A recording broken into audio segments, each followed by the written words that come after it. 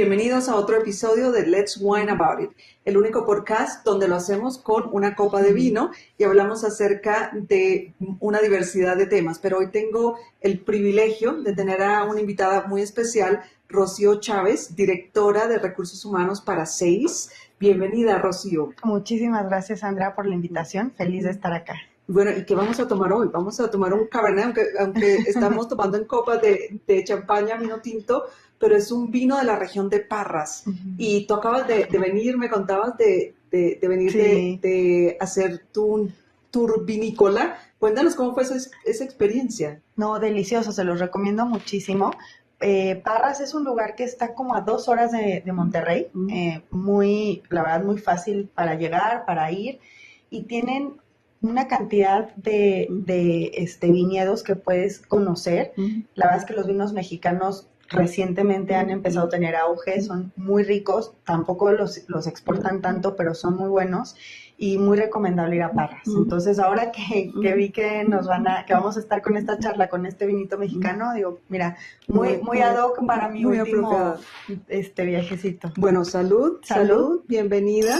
Y Rocío, hoy nos visitan en las oficinas de Square Root, así que esta es tu casa. Muchas gracias. Siempre.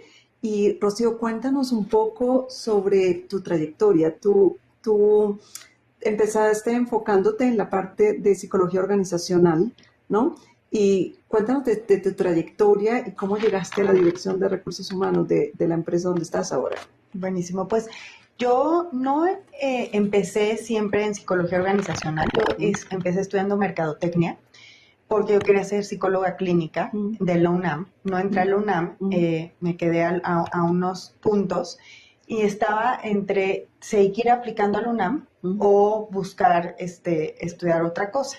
De repente descubrí en el TEC que había mercadotecnia, dije, bueno, voy a probar. Hice un semestre, por la verdad fui muy infeliz ese semestre porque no es lo mío, a mí me gustan mucho los temas humanos, tratar con gente, y mucho de mi tema de estudiar psicología era entender qué nos mueve, por qué pensamos lo que pensamos, por qué hacemos lo que hacemos, de qué va todo eso.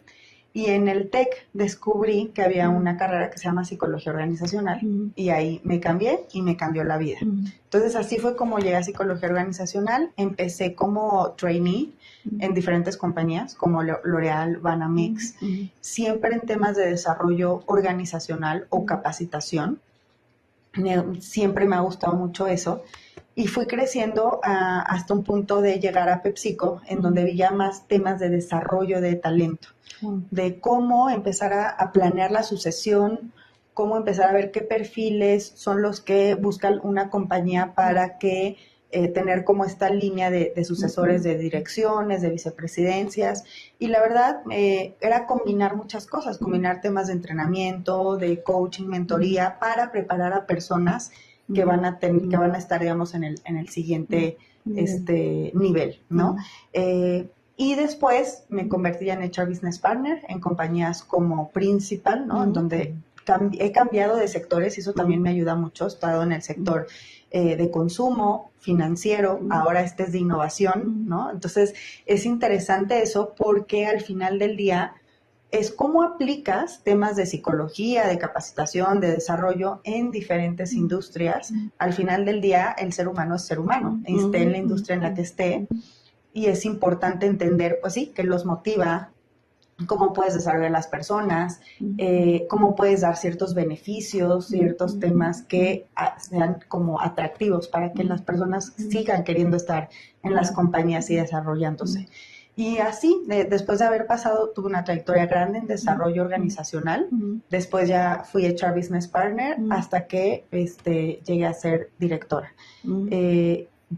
La verdad es que muy, muy interesante y aprendizajes increíbles. A veces difícil, no es trabajar con las personas o para las personas, a veces es difícil, ¿no? Porque es donde, pues, si alguna persona no se siente bien o si de repente no entendió cierta política y pues cometió alguna mala práctica, a veces sin dolo, a veces con dolo. Entonces, es de verdad un arte. Yo digo que sí es un arte, acompañar a los managers a que sean buenos líderes, a que sigan desarrollando a su equipo. Entonces, pero bueno, me apasiona. Es la mezcla correcta. Hablamos antes de que comenzara nuestro episodio. Aquí hablamos de vinos, que la tendencia ahora son los blends, ¿no? Las mezclas, Sí, ¿no? sí. Y mirándolo desde la óptica de tu trabajo es también tener las mezclas correctas, ¿no? En cuanto a las habilidades soft, habilidades técnicas, desarrollo del liderazgo, de autoconocimiento y autogestión también, ¿no? Sí, definitivamente. O sea, creo que esa es una analogía increíble de siempre es una mezcla, ¿no? Cuando uno empieza, siempre nos fijamos más en lo técnico, ¿no? Cuando estamos en posiciones más junior, estamos en lo técnico y queremos demostrar que sabes utilizar tal herramienta y que conoces de las tendencias, etcétera. Pero cuando vas creciendo, te das cuenta que eso no es lo que te va a ayudar a desarrollarte a ciertos niveles, ¿no? Porque si tú quieres ser director de finanzas, de mercadotecnia, muchas veces no haces las cosas tú, las va a hacer tu equipo. Y no necesariamente uno como líder sabe hacer todo. A veces conoces y tienes una gran idea de cómo se debería hacer, pero lo que debes hacer es identificar los talentos de tu equipo para que entonces le puedas pedir al equipo o lo puedas llevar a ese máximo potencial y hacer cosas que ni tú te hubieras imaginado y que la persona sí tiene en mente o quiere desarrollar, ¿no? Entonces, es una mezcla de cómo yo puedo tener una visión de largo plazo del negocio, pero dejo que personas del equipo que a lo mejor tienen otras ideas y otras tendencias generen esas nuevas ideas y las pongan en práctica y así desarrollen su máximo potencial. Apasionante, ¿no? Apasionante. Sí. Y cuéntanos un poquito sobre SAIS. ¿Lo estoy pronunciando correctamente? SAIS. Sí. Cuéntanos un poquito sobre SAIS. ¿Qué es la empresa? ¿Qué hacen? SAIS es una compañía de tecnología, de innovación, con un enfoque en la óptica. Utiliza la óptica en diferentes segmentos. Por ejemplo, desarrolla microscopios, pero también desarrolla lentes, ¿no? Tanto lentes de ver, ¿no? Como las lentes que van en las cámaras de filmación o de fotografía, como equipos ya muy sofisticados de metrología, ¿no? Se utilizan mucho en la industria, por ejemplo, automotriz, para medir ciertas partes y que sean muy precisas cómo se están diseñando esas piezas. Y también en la parte médica. Entonces, muchos hospitales utilizan equipos de SAIS para temas de neurocirugía o cirugías oftálmicas, muchísimos, ¿no? Entonces, es pionera en todos esos temas. Y la verdad apasionante, porque además yo no soy científica, ¿no? Entonces yo tengo que aprender de esos temas para ver cómo desarrollar ese tipo de perfiles dentro de la organización. Wow, impresionante. ¿Qué tal te pareció el vino? Creo que lo he probado, pero... Salud. A ver, ¿qué tal te parece este vino de la región de Parras? Linde.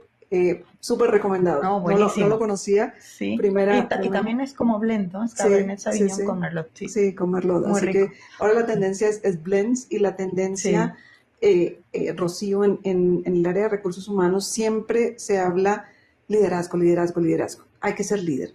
Y es un tema que liderazgo tiene muchas aristas y tú lo conoces mejor que nadie. Para aquellas personas de nuestra audiencia que están en un proceso, quizás es la primera vez que tienen reportes directos, ¿no? Quizás es la primera vez que tienen que aprender a delegar, ¿no? Y tener esa confianza en que una vez que delegas, empoderar a la persona, pero también darle la confianza de que lo puede hacer, ¿no? ¿Cuál es tu recomendación en desarrollar un estilo de trabajo donde sea liderazgo, no solamente liderando, por ejemplo, sino a través del ejemplo que le das a las personas que te reportan, sino liderazgo para que empiecen a percibirte que estás listo para ese próximo nivel? La verdad es que sí, como te decía, es como un arte, ¿no? Porque para mí el tema del liderazgo comienza con el autoconocimiento. O sea, yo no puedo ser líder si no conozco mis propias fortalezas y áreas de oportunidad, ¿no? Porque entonces en la medida que yo puedo conocer qué es lo que a mí, el valor agregado que yo puedo dar a alguien, entonces yo puedo eso ponerlo al servicio de esa persona que está en mi equipo, etcétera. Pero a su vez, cuando sé lo que no me sale bien, puedo buscar quién me complementa en eso y también entonces alguien que sí le sale muy bien ese tema, tal cual, ¿no? O sea, exponenciarlo, que lo haga. Entonces, sí viene mucho de conocerse, ¿no? Fortalezas, áreas de oportunidad, porque en esa forma vas a poder también identificar eso en tu equipo. ¿Cuáles son las fortalezas y áreas de oportunidad del equipo? Y una vez que estás como en este tema de tú conocerte, conocer a tu equipo, entonces puedes ver hasta dónde puede llegar alguien o a dónde quiere llegar. Porque también es muy importante saber qué quieren lograr, ¿no? De repente me ha tocado en conversaciones de desarrollo preguntar, ¿no? Como, ¿cuál es el siguiente paso que te gustaría dar en tu carrera? ¿Dónde te ves? Y dicen, en una gerencia, ¿no? Entonces yo digo, en cualquier gerencia, o sea, puede ser gerente de operaciones, gerente de mantenimiento, gerente de marketing, gerente de qué, ¿no? O sea, es muy importante como justo saber hacia dónde se visualizan para que entonces decir, bueno, esto que tienes hoy, ¿te funciona? ¿Cómo lo podemos guiar hacia allá? O tienes que adquirir nuevos skills, ¿no? Hay una frase que a mí me encanta que es de Alicia en el País de las Maravillas, que es, si uno no sabe a dónde quiere llegar, cualquier camino es el correcto, ¿no? Entonces, sí es importante saber a dónde queremos llegar para decir, bueno, si quiero llegar acá, entonces tengo que aprender A, B y C y tengo que desarrollar estas skills. Decir, quiero ser gerente, porque quiero ser gerente, pues la verdad es que, bueno, pues puedes ser gerente de muchas cosas, ¿no? ¿No te pasa también que muchas veces es el sentido de la inmediatez, la necesidad de que todo sea rápido, mañana? Y no es ser gerente, pero ser gerente mañana, ¿no? Sí. Y a muchos de nosotros nos ha tomado años construir carreras, ¿no? Sí. ¿Qué le recomiendas a una persona que tiene ese sentido de inmediatez, ¿no? Yo estuve ahí. Yo me acuerdo que había una jefa que me decía, te faltan horas vuelo. Yo decía, horas vuelos, ¿no? O sea, si uno ya sabe y así. No, y lo fui entendiendo con el tiempo. Y sí es real, o sea, uno puede ver gente que tiene un potencial impresionante y que puede lograr cosas muy buenas en lo técnico. Pero de repente te vas a lo soft y son personas que reaccionan muy rápido, que no tienen inteligencia emocional, que se presenta un conflicto y no saben cómo resolverlo. Entonces, esas son las horas de vuelo. Y lo viví, o sea, sí, técnicamente yo decía, podría desarrollar un programa de talento, pero de repente se complicaba algo con algún par, con alguien de otra área, y entonces ya, ¿no? Te paralizas, te empiezas a decir, ¿y ahora qué hago? Y eso solamente te lo da el tiempo y de nuevo el autoconocimiento, ¿no? Entonces, cuando te empiezas a dar cuenta de, hoy me estoy atorando en esto, porque ¿cómo lo puedo resolver? Y ahí es donde entran muchas herramientas. Puede entrar un mentor, puede entrar el feedback de tu manager, puede entrar que hables con un par, ¿no? De, oye, me estoy atorando en esto, pero uno no lo puede hacer, uno no va a desarrollar algo que no se da cuenta que tiene que desarrollar. Autoconocimiento. Entonces, autoconocimiento y humildad, porque también es importante cuando nos encontramos en situaciones difíciles, tener la humildad suficiente para decir, no lo estoy pudiendo hacer, o sea, me estoy atorando aquí, porque si no, uno puede ir con sus descarriladores y con sus errores por ahí, por la vida, ¿no? Sí. Y no mejorarlos. Y poder decir, me equivoqué. Y poder decir, me equivoqué. Que es difícil y nos cuesta a todos, ¿no? Ese reconocimiento de decir, me equivoqué, pero es válido, ¿no? Sí. Es muy válido. Sí. Entonces, ¿qué les diría? Pues, primero, sí reconocer, ¿no? Que aunque técnicamente pueden ser muy buenos o buenas en lo que hacen, para el siguiente nivel, ¿no? Y sobre todo cuando implica liderar equipos, etcétera, sí es importante que desarrollen skills de soft skills, ¿no? De cómo negociar, cómo ayudar a los equipos, cómo desarrollarlos, ¿no? Y eso no se adquiere con la parte técnica.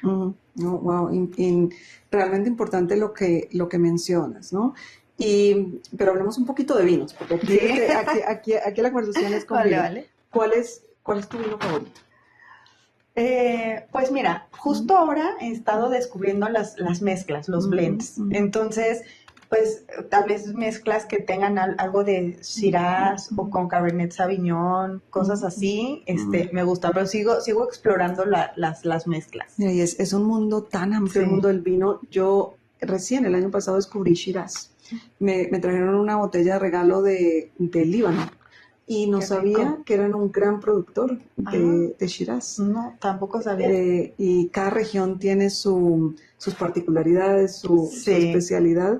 Yo sigo siendo fiel a mi vino favorito, que es el Carmenier chileno. Sí, es rico. Sí. Chileno. Pero súper abierto a explorar todos, y los vinos mexicanos, como te digo, se han quedado con parte de mi corazón. Sí, no, muy recomendable conocerlas. Yo he conocido hasta ahora Valle de Guadalupe y Parras, muy, muy recomendable. Qué los dos. Qué bien. ¿Cuánto tiempo llevas en la empresa? En Sais voy a cumplir 3 años. 3 años. Sí.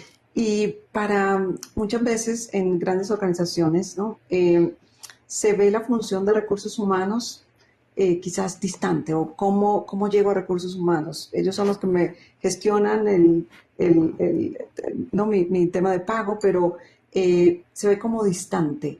¿Qué recomiendas para una persona que está en ascenso en su carrera? ¿Cómo trabajar? Porque tú hablabas que te convertiste en business partner en algún momento de tu carrera, ¿no? Sí. Y el business partner tiene la función de trabajar muy de la mano con las diferentes áreas, ¿no? Sí. ¿Qué recomendación das para alguien que está en ascenso en su carrera, trabajando de la mano con recursos humanos? Cuando yo estuve en el mundo corporativo, que estuve varios años, uno de los grandes aliados que descubrí, y esto fue empíricamente, no que lo sabía, fue el trabajar con recursos humanos, como partner mano a mano.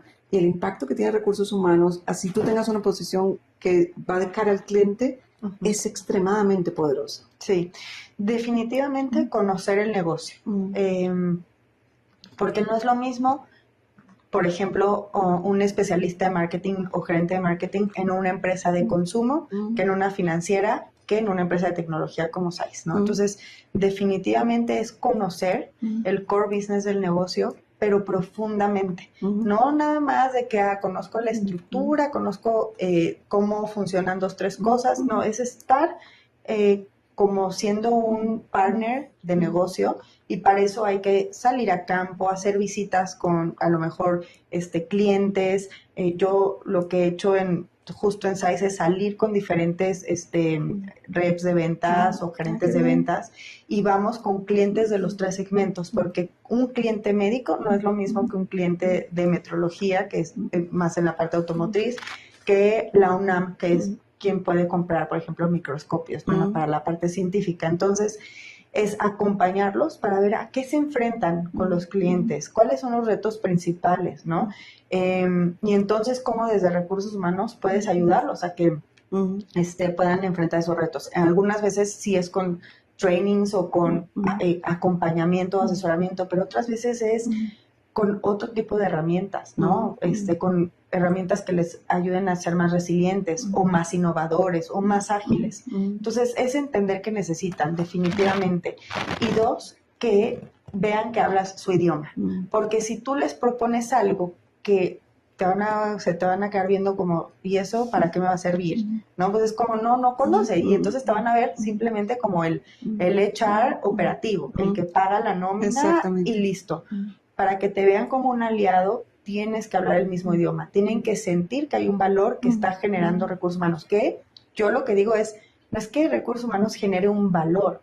No, el valor lo generan las personas. Y recursos humanos habilita para que tener las personas correctas en el lugar correcto, haciendo lo correcto. Entonces, yo siento que recursos humanos ha cambiado en la forma en que es visto desde la pandemia. La pandemia fue un punto crucial en donde aprendimos que un buen recursos humanos te puede ayudar en una crisis. Te va a ayudar a manejar a tus equipos cuando hay que decir todos a casa, qué medidas hay que tomar, si vamos a regresar, cómo vamos a regresar a la oficina. Va a ayudar a los managers a entender cómo se gestiona a alguien a distancia, y que no necesariamente por verlo sentado sabes que está trabajando. A veces puede estar trabajando más sin que tú lo estés viendo sentado en un lugar, ¿no? Y todo el tema de gestión de riesgo también. También. ¿No? Que todas las empresas tienen diferentes necesidades dependiendo de la industria, y tiende a obviarse Hasta que sucede una crisis. Justo.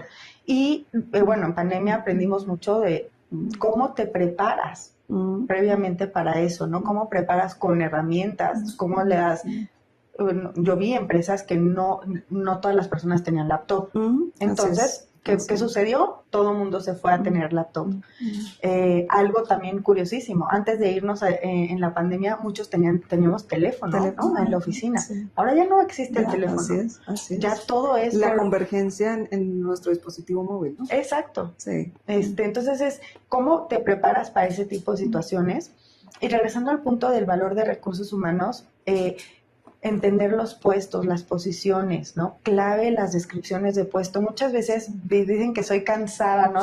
Oye, hay que buscar a tal posición y ya tenemos el job description. Y es como, ok, entonces regresar a generar la descripción de puesto, porque eso nos va a decir qué tipo de perfil, si es un perfil más senior, más junior, cómo está evaluado en el mercado, cuánto podemos pagarle, queremos pagarle más, etcétera. Entonces hay muchas cosas que se ven, que esta es su burocracia, ¿no? No, hay cosas que tienen como una razón de ser profunda para poder traer a la persona correcta, con el sueldo correcto, con las competencias y compensación correcta. Claro, y que sea de valor agregado para la organización, sí, ¿no? Sí. Y Rocío, un tema de debate que aquí lo vamos a traer es el regreso a la oficina, ¿no? Muchas empresas han regresado a la oficina en persona. De hecho, en 5 días en Estados Unidos es la tendencia a regresar a la oficina. Nosotros en Square Root tenemos un modelo híbrido que nos funciona bastante bien en las oficinas que tenemos en Boston, Miami y México. 2 días, 1 o 2 días en la oficina, pero yo creo mucho en el poder de la conexión, ¿no? Nada reemplaza esto, ¿no? La conversación, nada reemplaza el estar conectados presencialmente, ¿no? ¿Cuál ha sido tu experiencia? ¿Ha habido resistencia? ¿Es la tendencia ahora a regresar nuevamente a la oficina? ¿O es la tendencia a un ambiente híbrido? ¿Cuál es tu perspectiva? Mi perspectiva es que en la medida que tienes buenos líderes y managers, no se necesita regresar a la oficina 100%. Pero, de nuevo, ¿no? Ser líder o ser manager es un arte, es un reto. Y si uno no lo sabe hacer, pues no importa que vayan todos los días a la oficina, ¿no? Definitivamente en ciudades como Ciudad de México, yo no recomiendo el esquema 100% en oficina, porque la ciudad es caótica, ¿no? Tienes tráfico, pero además tienes que si va a haber una marcha, bloqueo, ya se descompuso el metro o el autobús, entonces la gente de verdad sufre transportándose en la ciudad. Y puedes perder desde 2 hasta 3 o hasta 4 horas, ¿no? Hay gente que me dice, el otro día hubo un bloqueo y perdí 2 horas de ida y 2 horas de regreso. Entonces, si uno de verdad ve eso multiplicado por los días que uno va a la oficina, son horas en donde uno puede generar proyectos, iniciativas, ser productivo, Así es. ¿no? Ahora, no solamente eso, ¿no? Sino cuando tú no vas a la oficina, ¿qué haces? Te preparas comida en casa, puedes comer más sano, ahorras. Entonces son muchos los beneficios. Yo la verdad sí soy pro híbrido. Ahora, sí entiendo la parte de la conexión. Definitivamente la conexión, una buena conversación, un cafecito de, oye, quiero conversar contigo algo, vamos por un café tal. Sí, en la parte híbrida no lo vas a tener tanto, pero por eso pues puedes hacer 1 o 2 días, ¿no? de oficina y team buildings. O sea, en todo lo que te estás hablando por alguien que no está yendo a la oficina, hoy haz un team building muy bonito donde hagas que la gente conecte, porque sí es importante. O sea, a veces en lo híbrido lo que sucede, bueno, en lo virtual más que en lo híbrido, que perdemos la noción de que todos somos seres humanos, ¿no? Entonces, sí, a veces entonces nos vamos al extremo de hay que cumplir nada más como la reunión, el hola, y nos vamos directo a ver el tema y de repente ya hasta se nos olvida decir cómo estás, cómo va todo, cómo te sientes. Una tendencia muy fuerte, que es algo que yo ahorita estoy como metiéndome mucho, tiene que ver con mental health. La parte de la salud mental ha sido algo que desde la pandemia se empezó a ver, que la gente, no solamente en la pandemia, previo a pandemia ya había temas, ¿no? Sí tenía temas de depresión, ansiedad, etcétera, generados por diferentes cuestiones. En los trabajos no se exploraba nada, Sí. no se tomaba en cuenta. Totalmente. Y no sabes lo importante que traigas a colación este tema, porque todavía existe mucho estigma. Ha mejorado, ha Sí. cambiado, por lo menos para mi generación. Sí. O sea, no existía mucho estigma. Para la generación de mis padres no existe el concepto de depresión, ¿no? No puedes estar deprimido, ¿no? No, y es peor, ¿no? Porque veníamos de estos estilos de ocúltalo, ¿no? Ujú. O sea, que Sí. no se vea.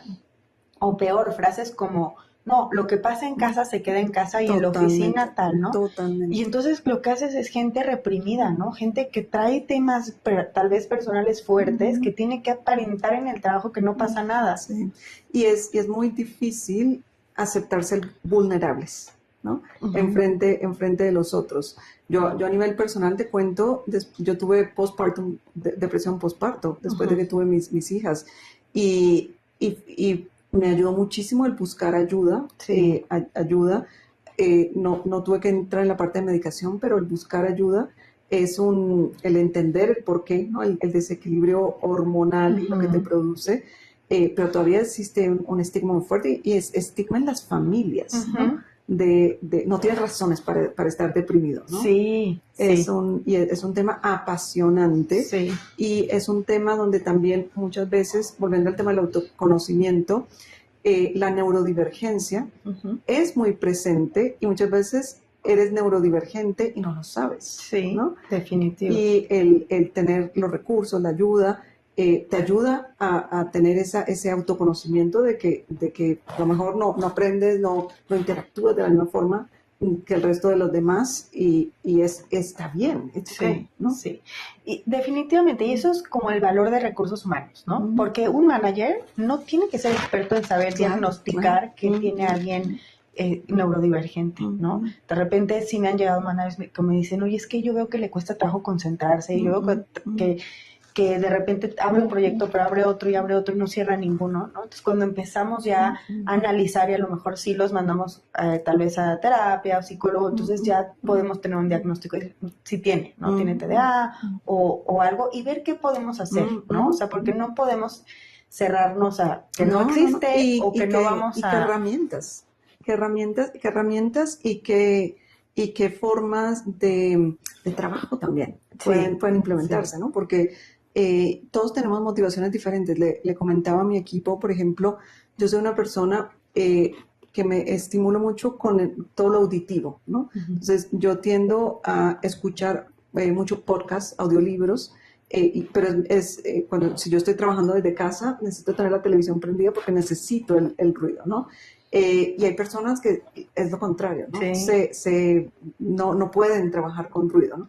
Y está bien, es lo que funcione para cada uno de nosotros, está bien, ¿no? Pero es, nuevamente, autoconocerse, Sí. saberlo, y una vez lo conoces, hablar con tu gerente, con tu manager, para que te dé ese tipo de herramientas. Hay personas que funcionan muy bien en la mañana y otras muy bien en la noche, ¿no? Sí.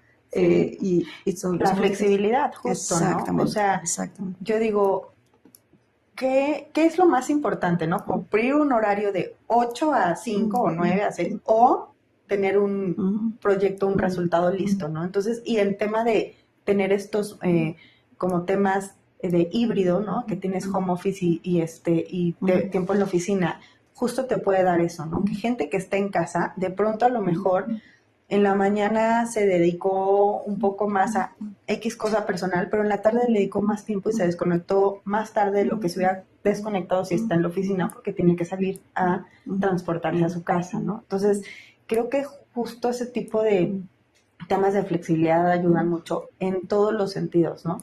Y como líder hay que aprender a hacer eso, ¿no? Como vulnerables, entender que somos seres humanos, que hay diferentes estilos, la gente aprende y entiende las cosas de forma diferente.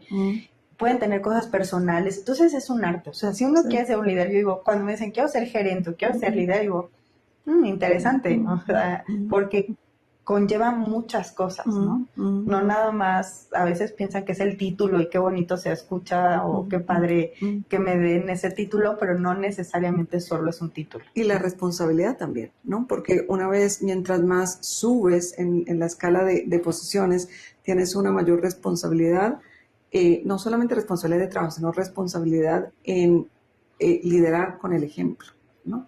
Sí. No es tener el cargo por tener el cargo, es cómo lideras a aquellas personas que tienes en tu organización. Rocío, esta plática está muy interesante, el vino está muy delicioso, pero hablemos un poquito sobre cultura. Sí. La importancia yo creo que es uno de los principales desafíos, especialmente para aquellas empresas como la nuestra que somos emergentes. Yo nunca uso el concepto de empresas pequeñas. Yo siempre digo que somos empresas en crecimiento, empresas emergentes, empresas que somos challengers en el mercado. Yo creo que uno de los principales desafíos con una empresa, ahora me cuentas cuántos empleados tienen ustedes y dónde están, es el construir cultura. Sí. Yo creo que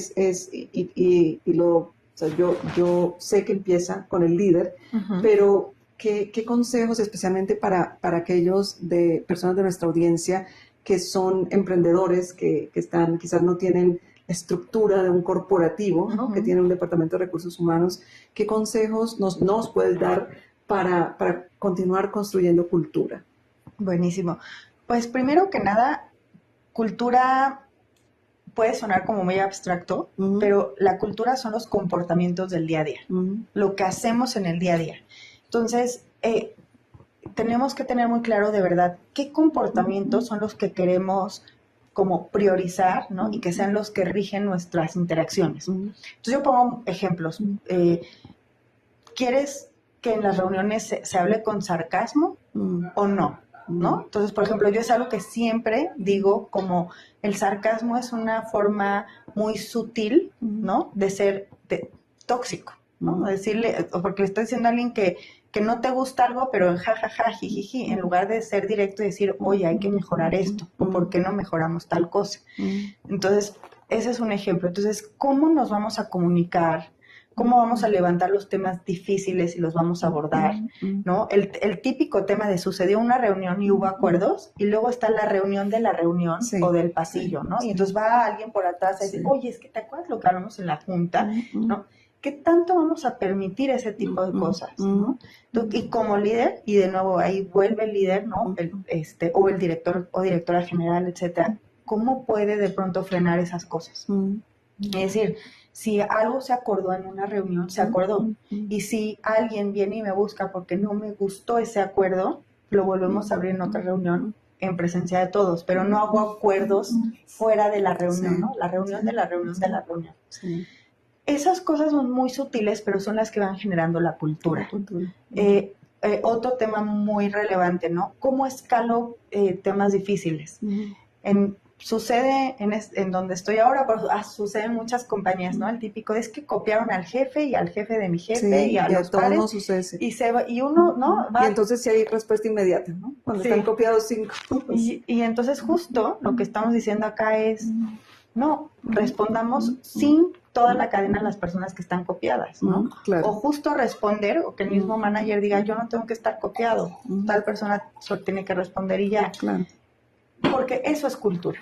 O sea, no se trata de tener que copiar a todo el mundo, porque entonces, ¿qué sucede? Empezamos a generar culturas de buscar el culpable, buscar señalar, y eso no es lo que, bueno, o sí, ¿no? Dependiendo de la cultura que se quiere crear.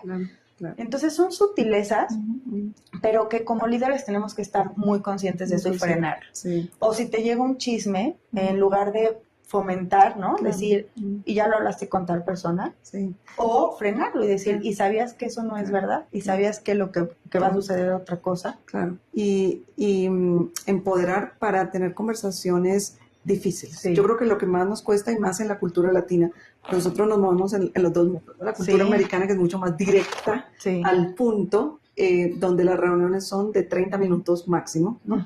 Y la cultura latinoamericana, donde nos cuesta muchísimo tener conversaciones difíciles. Nos cuesta muchísimo decir, mira, yo estoy en desacuerdo contigo por A, B y C. Mira, Sí. no lo hiciste bien por X, Y, Z, ¿no? Sí. Y yo creo que esa es una de las habilidades más importantes, pero que nadie nos enseña. Sí, y luego nos vamos de no decir nada o esos Ignorarlo. temas de sarcasmo y así, de ignorarlo, a ser brutal y honest, ¿no? Y entonces dar con todo. Y no, y yo creo que hay puntos medios, ¿no? Donde si uno, y aquí es el tema de los trainings y de qué herramientas das a los líderes y managers para manejar esto, pero es cómo puedes empezar a darles herramientas para que sepan que dar un feedback no es una cosa o la otra, ¿no? O decir que todo va increíble e ignorar lo que no está funcionando, ni tampoco irte como con látiga todo lo que está mal, ¿no? Sino es buscar, ok, ¿cómo puedo ayudar a que nos demos cuenta de lo que está muy bien, lo pueda seguir haciendo o lo pueda hacer todavía más, y lo que tiene que mejorar, ¿cómo le digo exactamente cómo lo puede mejorar o le ayudo? ¿Y ¿no? con qué herramientas? Y con qué herramientas. Entonces, sí es importante este tema de conversaciones difíciles, feedback, y no dejarlo todo venimos de ciclos en temas de, por ejemplo, de desempeño, donde antes era inicio de año, pones los objetivos, mitad de año haces una evaluación de cómo vas a la mitad del año, cierra el año, pum. Y en el medio sucedieron muchísimas cosas. Exactamente. Uno no se puede ir a este tipo de ciclos tan largos. Es importante tener conversaciones más continuas, ¿no? Flujos donde ya tienes conversación, a lo mejor bimestral, cada Q, ¿no? Definitivamente lo ideal es tener sesiones de unos a unos, a lo mejor quincenales, donde vas viendo avances que nada te agarra en curva. Pero hay empresas donde la gente tiene muchos reportes y entonces pues sí te vas a lo mejor a tener las conversaciones cada Q. Claro. Pero definitivamente la comunicación y las conversaciones son lo que puede hacer que la cultura sea lo que tú quieres que sea. Claro. Wow, qué cátedra nos estás compartiendo aquí. Y Rocío, obviamente tú has trabajado en grandes corporativos, PepsiCo, ¿no? Son empresas de miles de empleados con una estructura de recursos humanos, pero para aquellos de nosotros que somos empresas en crecimiento, ¿en qué momento, cuál es el momento idóneo para tener un recurso dedicado, ¿no? Un líder dedicado de recursos humanos? Más allá de que obviamente tenga la facturación para poder tener es el número de personas, ¿cuál es ese momento idóneo? Sí hay ciertos modelos, ¿no? De recursos humanos que te hablan de cuando tú ya tienes de 50 a 100, a lo mejor ya es importante que sí tengas a alguien dedicado, ¿no? Porque 50 a 100 empleados. Empleados, sí. Porque ahí sí ya tienes como cierta cantidad de colaboradores que es imposible que un manager solito o un líder sepa cómo gestionar a todos esos colaboradores, ¿no? Y que puedas tener estrategias. A lo mejor no vas a tener a lo mejor un equipo dentro de la organización, pero sí que tengas una persona que a lo mejor se pueda apoyar de ciertos despachos, de ciertas agencias para algunos temas, ¿no?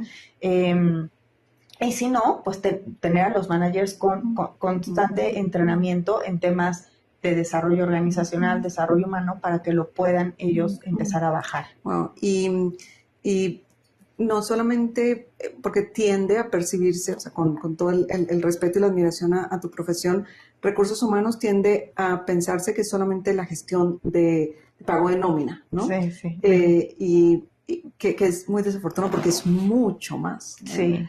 ¿Cuáles son todas las áreas que tú cubres en tu posición de dirección, que van mucho más allá de los temas administrativos u operativos? Sí. Por un lado está compensaciones, que dentro de compensaciones entra nómina. Definitivamente nómina sí es algo que está, ¿no? en recursos humanos, porque al final del día, pues es lo que la gente recibe y con lo que vas a tener a la gente contenta, ¿no? Por bonos, etcétera. Sí. Entonces nómina es una de ellas, pero compensaciones va con todo este tema de evaluar las posiciones, descripciones de puesto, tener como se llama grading, ¿no? Que son los grados salariales, ¿no? Que es una posición junior. Las bandas. Cuánto cuesta y luego cómo puede ir creciendo, etcétera, ¿no? Todo eso entra en compensaciones. Relaciones laborales, que es toda la parte de cumplimiento, ¿no? Por ejemplo, en México tenemos que cumplir con el IMSS, con la Secretaría del Trabajo, con diferentes NOMS. Entonces, sí necesitas un área de relaciones laborales que lleve todo eso, ¿no? Que es si estamos pagando todos los temas fiscales al IMSS, que la gente esté dada de alta en el Seguro Social, si hay alguien que se va de incapacidad por maternidad o porque sucedió algo, etcétera. O en también relaciones laborales ve los temas de si algún colaborador hizo algo incorrecto, qué tipo de sanciones, ¿no?, debemos de poner, etcétera. Hasta si un manager también hizo algo incorrecto, ¿no? Entonces, eso también.